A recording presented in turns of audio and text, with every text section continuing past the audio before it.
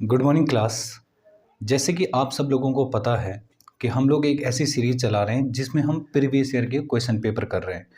I hope कि ये जो सीरीज़ है ये आपके लिए बहुत फ़ायदेमंद हो रही है और आप इससे प्रैक्टिस भी कर रहे हैं। तो आज इसी सीरीज़ को आगे बढ़ाते हुए इसका हम ला रहे हैं आज तीसरा पार्ट, जिसमें हम कुछ क्वेश्चंस आज भी करेंगे जो कि प्रीवियस ईयर में आए हुए हैं। आप सब लोगों को मैं बता दूं कि जो सीबीएसई है वो अपने पैटर्न को बहुत रिपीट करता है और अपनी क्वेश्चंस को भी बहुत रिपीट करता है।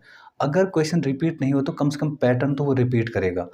तो इससे हम क्या करने वाले हैं कि जो प्रीवियस ईयर के क्वेश्चंस जो हैं उनको हम अटेम्प्ट करेंगे। उससे हमें एक आइडिया रहेगा कि हमारे पास जो क्वेश्चन पेपर आने वाला है वो कैसा आने वाला है। ओके, तो चलिए इसका देखते हैं आज पहला क्वेश्चन। तो हमारे पास जो पहला क्वेश्चन है वो है find the probability of a non leap year having 53 Mondays. इन्होंने कहा है कि एक नॉन लीप ईयर है उसमें 53 मंडे होने की क्या प्रोबेबिलिटी है। अच्छा, एक चीज़ देखिए, हमें पता है कि जो ऑर्डिनरी ईयर होता है मतलब जिसमें 365 डेज होते हैं उसे हम नॉन लीप ईयर कहते हैं। क्या कहते हैं? Non leap year. और जिसमें 366 डेज होते हैं उसे हम लीप ईयर कहते हैं। क्या कहते हैं? Leap year. अच्छा, यहाँ पे ये जो एक दिन बढ़ रहा है ये कौन सा बढ़ रहा है? जैसा कि हम जानते हैं कि फरवरी 28 होता है, कभी 29 होता है। तो जब जब फरवरी का महीना 29 जाएगा तो वो हमेशा जो है क्या होगा? लीप ईयर होगा। ओके, तो ये कह रहा है कि जो हमारा नॉन लीप ईयर है उसमें 53 मंडे होने की क्या प्रोबेबिलिटी। अच्छा देखिए, सोचिए कि हमारे पास टोटल जो नॉन लीप ईयर होता है उसमें टोटल 365 डेज होते हैं। तो अगर मैं इसमें 7 का डिवाइड करूँ तो हमारे पास 52 टाइम्स जो है ये डिवाइड होगा और रिमाइंडर बचेगा 1। ये कितना? 1 रिमाइंडर बचेगा। मतलब ये है कि अगर मैं इसमें 7 का डिवाइड कर रहा हूँ तो 52 वीक्स आ रहे हैं हमारे पास। 52 वीक का मतलब क्या हो कि 52 संडे होंगे, 52 मंडे होंगे, 52 ट्यूसडे होंगे। इस तरह से हफ्ते के जो भी दिन हैं वो 52 टाइम्स आएंगे। बट फिर भी एक दिन बच रहा है, तो वो जो एक दिन बच रहा है वो कुछ भी हो सकता है। ज़रूरी थोड़ी वो मंडे होगा, वो संडे भी हो सकता है, मंडे हो सकता है, ट्यूसडे हो सकता है, वेडनेसडे होता है, थर्सडे हो सकता है, फ्राइडे हो सकता है और सैटरडे भी हो सकता है। ठीक है, पर हम चाहते हैं कि वो मंडे आए। तो जैसा हमें पता है प्रोबेबिलिटी जो है वो क्या होता है? फेवरेबल आउटकम्स अपॉन में टोटल आउटकम्स। तो फेवरेबल का मतलब, अब बताओ पूरे हफ्ते में जो मंडे होगा वो कितने बार आता है? एक ही बार तो आता है। तो हमारा होगा 1 अपॉन में, और ज़रूरी थोड़ी है कि मंडे ही आएगा भाई। हफ्ते में जो है 7 दिन होते हैं तो वीक में जो है कोई भी आ सकता है। तो इसका मतलब 1 अपॉन में 7, 1 अपॉन में 7 क्या हो जाएगा? हमारा आंसर हो जाएगा। अगर वो आपको मंडे की जगह ट्यूसडे भी पूछता, संडे भी पूछता, तब भी जो है हमारा आंसर 1/7 ही होता। अगर मैं कहता कि 53 संडे होने की क्या प्रोबेबिलिटी है, तो जो एक दिन बच रहा है ना वो कुछ भी हो सकता है, संडे भी हो सकता है। तो संडे भी एक ही दिन तो होता है पूरे हफ्ते में, तो 1। और ज़रूरी नहीं कि जो टोटल आउटकम्स में संडे ही आएगा, वो मंडे भी हो सकता है और बाकी दिन भी हो सकते हैं। इसलिए हमारा आंसर क्या होगा? 1 अपॉन में 7। ओके, आई होप कि समझ में आ गया होगा आप लोगों को। इस तरह के अगर क्वेश्चन आएंगे तो आप ऐसी तरह से कर सकते हैं उन्हें। ओके, चलिए आते हैं क्वेश्चन नंबर 2 पे।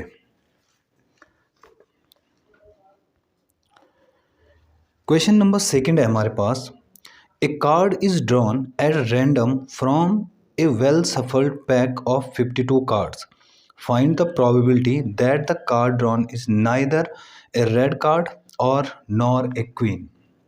चलिए देखें, इस क्वेश्चन को समझाने से पहले आपको कार्ड्स के बारे में बता देता हूँ कुछ, जो कि आपको इन क्वेश्चनों में को करने में हेल्प करेगा। ठीक है, तो देखिए हमारे पास ना टोटल 52 कार्ड्स होते हैं। टोटल 52 कार्ड्स होते हैं। इन 52 कार्ड्स में क्या होता है कि 4-4 का ग्रुप बनता है। 4 का ग्रुप। तो 4 का ग्रुप कैसे बनता है कि सबसे पहले हमारा डायमंड होता है, उसके बाद हमारा हर्ट होता है, उसके बाद क्लब और स्पेड।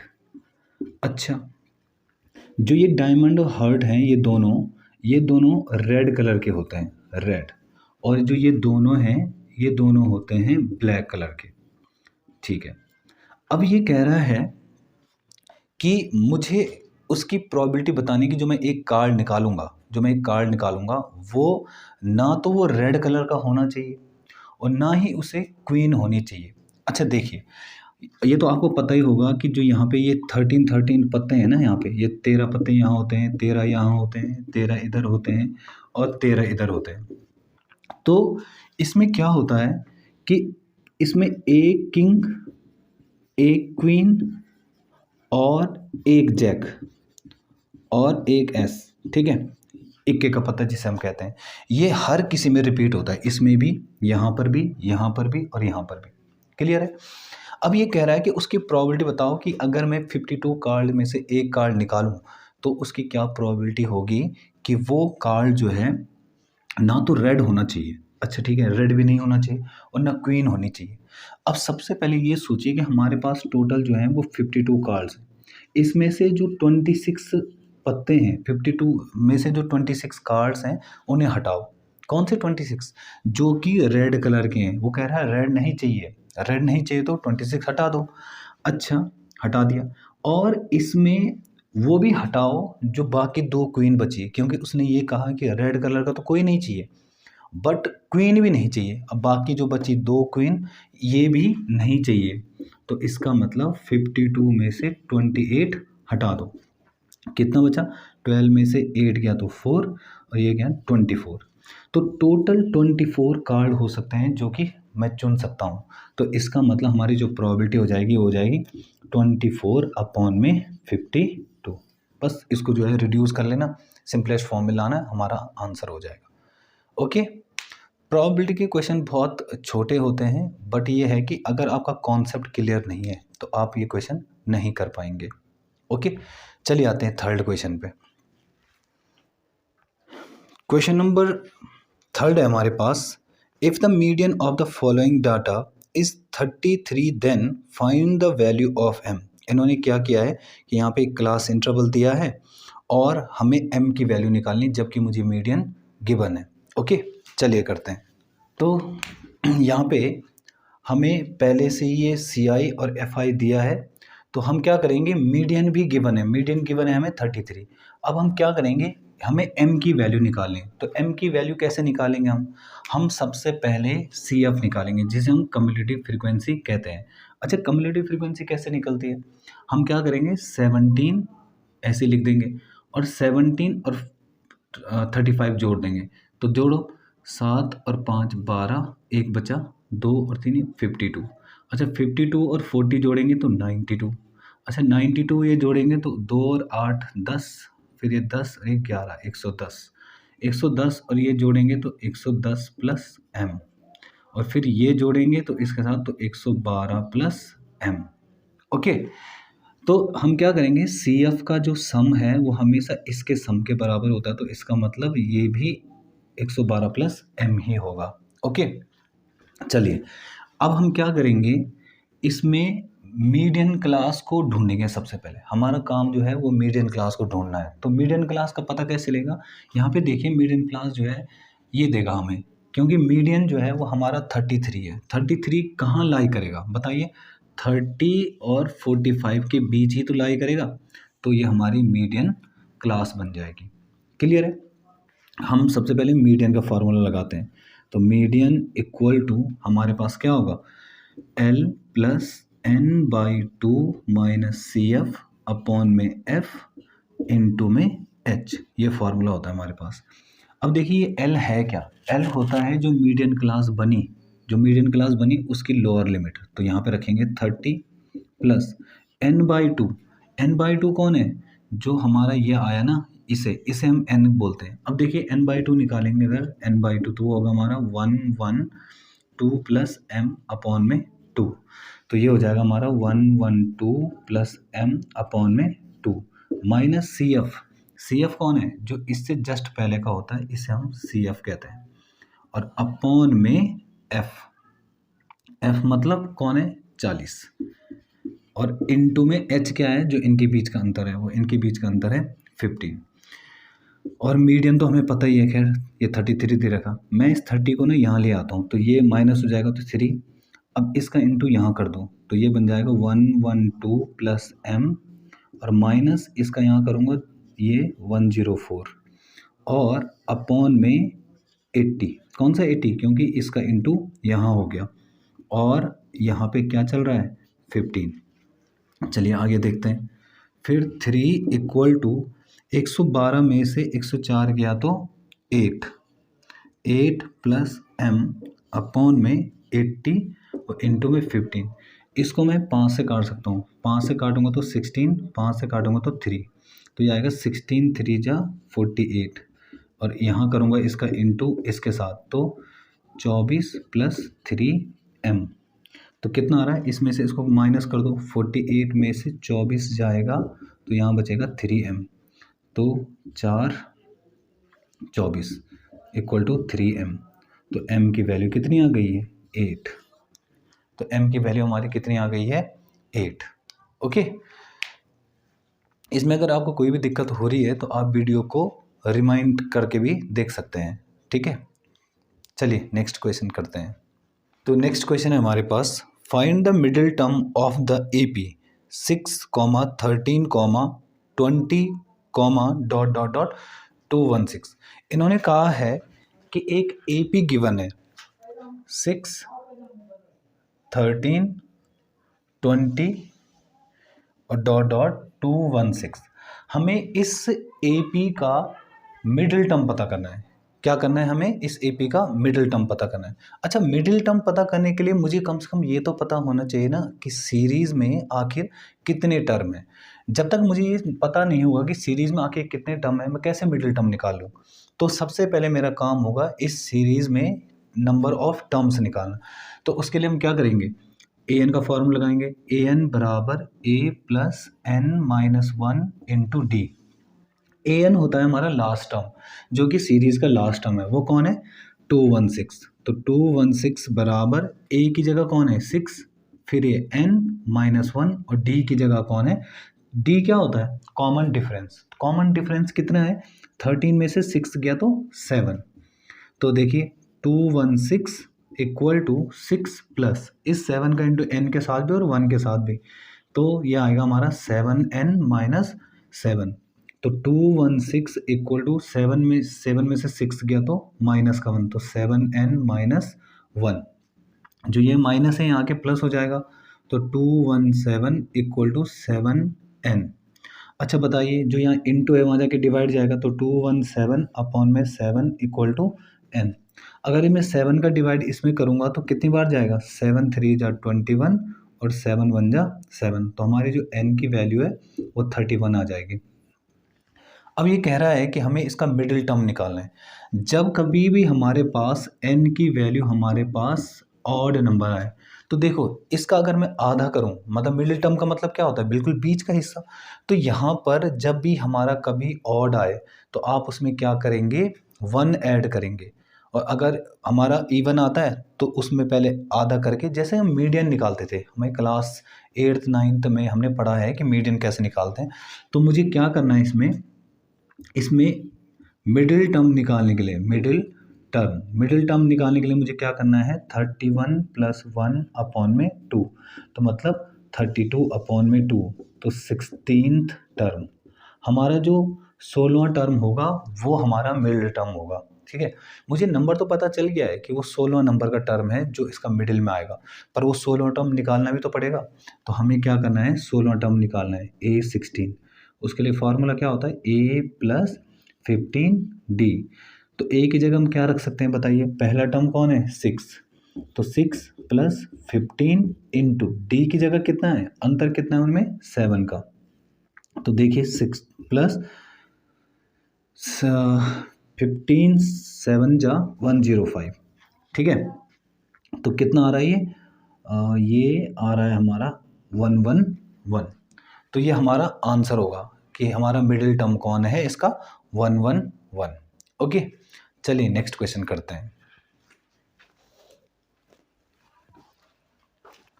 तो हमारे पास नेक्स्ट क्वेश्चन है, the numerator of a fraction is 3 less than it's denominator, If 2 is added to both the numerator and denominator, then the sum of new fraction and original fraction is 29/20.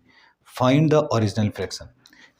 हमारे पास एक fraction है जो कि मैं मान लेता हूँ कि लेट फ्रैक्शन जो है, let fraction equal to x और x-3। अच्छा, ऐसा क्यों? क्योंकि उसने कहा है कि जो न्यूमरेटर है वो डिनोमिनेटर से 3 कम है। तो मैंने मान लिया कि जो हमारा डिनोमिनेटर है वो x है, ठीक है? तो इसका न्यूमरेटर क्या हो जाएगा? x-3। मतलब उसने कहा है कि जो फ्रैक्शन है उसमें न्यूमरेटर डिनोमिनेटर से 3 कम है। तो हम क्या करेंगे? लिखेंगे अकॉर्डिंग टू क्वेश्चन।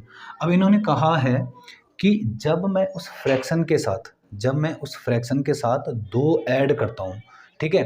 तो मतलब फ्रैक्शन के साथ ऐड कैसे करना है? न्यूमरेटर के साथ 2 और डिनोमिनेटर के साथ 2, ठीक है? तो हमारी जो न्यू फ्रैक्शन बनती है, तो हम करके देखते हैं ज़रा।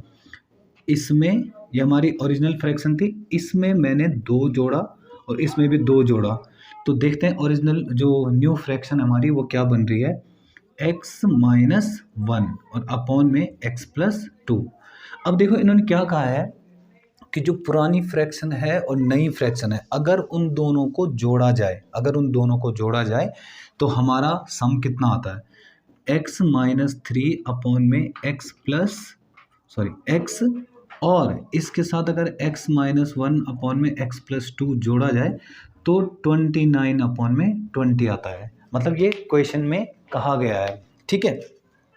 कितना कह रहा है ये? 29/20। ओके, तो हम क्या करेंगे?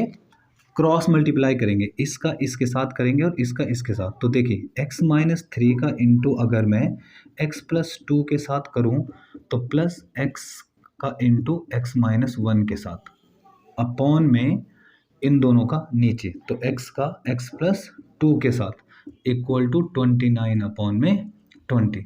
चलिए इसका इसके साथ करूँगा तो देखिए क्या बन रहा है? x² माइनस 3x प्लस का 6 माइनस का x² माइनस 3x, फिर 2 का इसके साथ तो प्लस का 2x, फिर 2 का इसके साथ तो माइनस का 6 और इसका इसके साथ करूँगा तो x² माइनस x। अच्छा नीचे देखो कैसे होगा? x² प्लस 2x और इक्वल टू में 29 अपॉन में 20। तो कैसे करेंगे? देखो x² तो हो गया हमारे पास 2x² और यहाँ पे देखिए 2x ये है और ये माइनस का, तो इसमें से x और कितना बचा? देखिए ये माइनस का है, ये माइनस का जुड़ जाएगा तो माइनस का 4x में से ये प्लस का जाएगा तो माइनस का 2x और माइनस का 6 अपॉन में x² plus 2x equal to 29 upon में 20। ओके, उसके बाद हम क्या करेंगे? क्रॉस मल्टीप्लाई कर दो, इसका इधर और इसका इधर। तो क्रॉस मल्टीप्लाई करेंगे तो कैसे बनेगा? देखो हमारे पास होगा 20 इंटू 2 40x², फिर माइनस का 40x और इसका इसके साथ करूँगा तो माइनस का 120। ओके, और इसका इधर करेंगे तो इक्वल टू में 29x² और प्लस का 58x। ओके,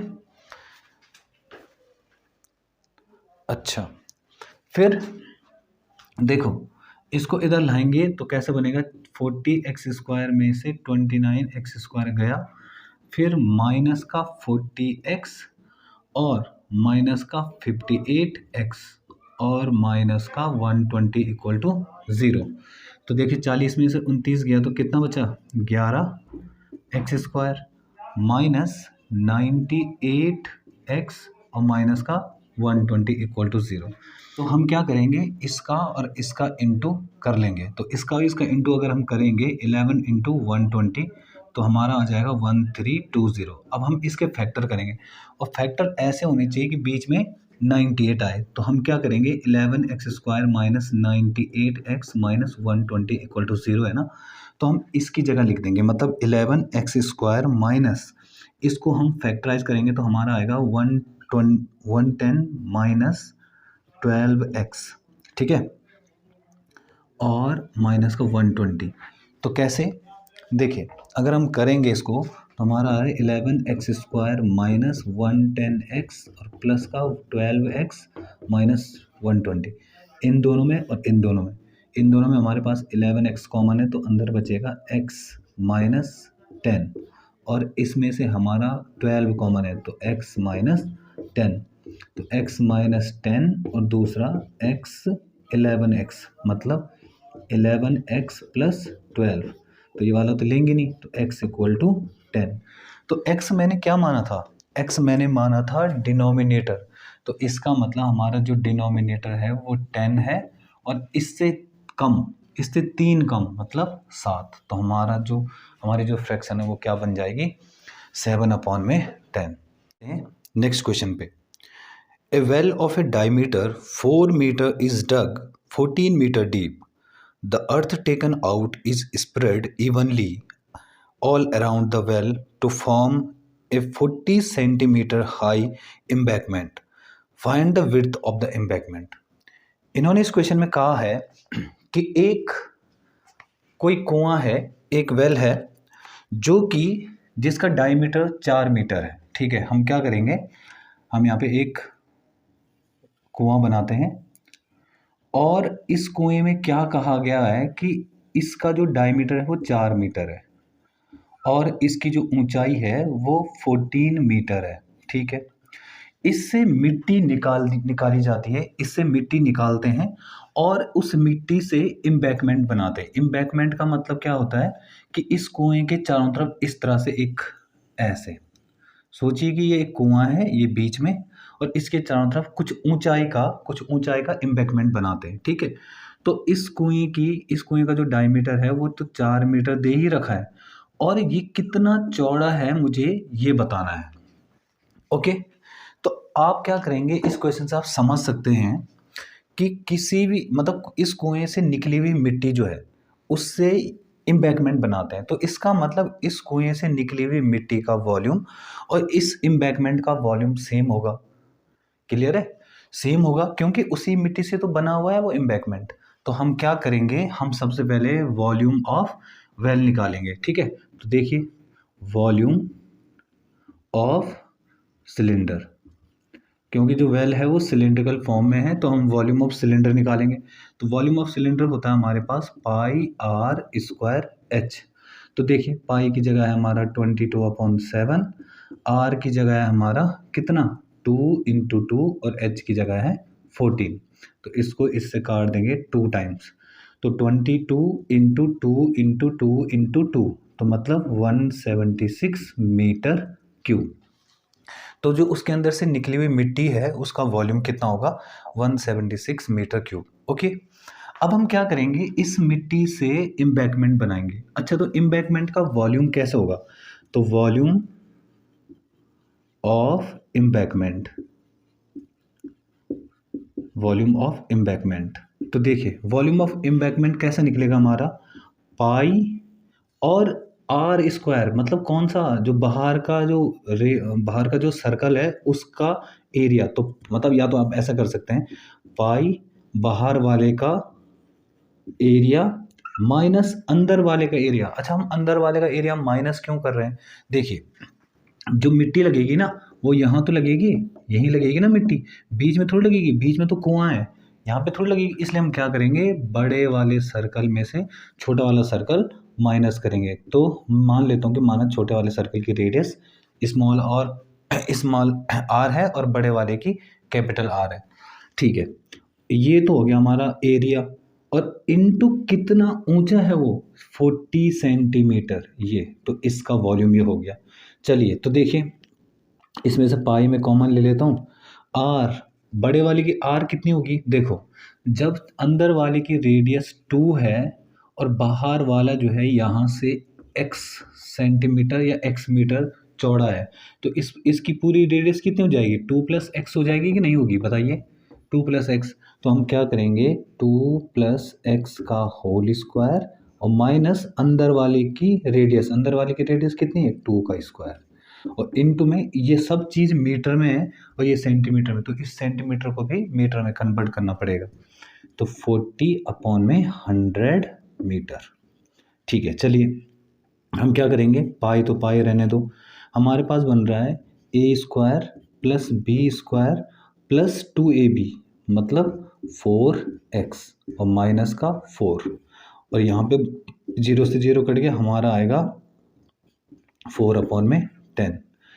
तो कैसे करेंगे फिर आगे, देखिए 4 से तो 4 कट गया, हमारे पास बन रहा है 22/7 और अंदर बन रहा है x² + 4x और बाहर से 4/10। अच्छा, ये वाला जो वॉल्यूम है ये इसके बराबर होगा। तो सिंपल सी बात है, इससे आगे हम यहाँ पे देखते हैं। देखिए ये वाला वॉल्यूम और ये वाला वॉल्यूम सेम होगा तो हम आमने सामने रख सकते हैं। तो 22/7 यहाँ पे बनेगा x² + 4x और 4/10 = 176। तो देखिए ये यहाँ डिवाइड में है तो वहाँ जाके इनटू जाएगा, तो हमारे पास बनेगा x² + 4x = 176 × 10/4, कौन सा, ये वाला, और यहाँ भी ऐसे हो जाएगा ×7 ये और अपॉन में 22।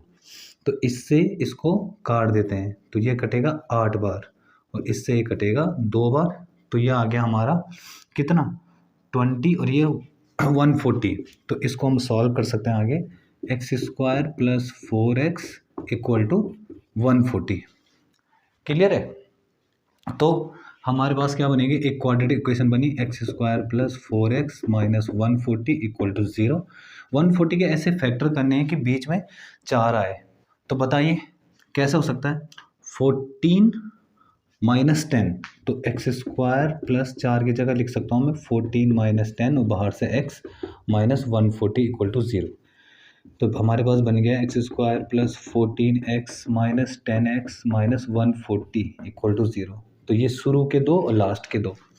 अगर मैं शुरू के दो में कुछ कॉमन लूँगा तो क्या बनेगा, x कॉमन बच रहा है तो हमारे पास आ रहा है x + 14 और यहाँ से -10 कॉमन लूँगा तो x + 14, तो x + 14 और दूसरा x - 10 = 0। इसे 0, अगर हम इसे 0 के बराबर रखेंगे तो x बराबर -14 और यहाँ से x बराबर 10। अब देखिए जो दूरी होगी, जो डिस्टेंस होगी वो नेगेटिव में तो होगी नहीं, तो इसका मतलब हम x बराबर क्या लेंगे 10 मीटर। तो इसका मतलब जो एम्बैंकमेंट है वो कितना है, 10 मीटर चौड़ा है। आई होप कि आप लोगों को समझ में आ रहा है। ठीक है, अगर कोई भी दिक्कत होती है आप लोगों को तो आप कमेंट के द्वारा हमें पूछ सकते हैं। ओके तो स्टूडेंट आज जो हमने क्वेश्चंस किए वो बहुत अच्छे क्वेश्चन हैं और बहुत इम्पॉर्टेंट भी हैं। ठीक है, तो आप इनको घर में प्रैक्टिस कीजिए। जो बाकी कुछ क्वेश्चंस आए हैं वो हम नेक्स्ट वीडियो में करेंगे। Okay, thank you class.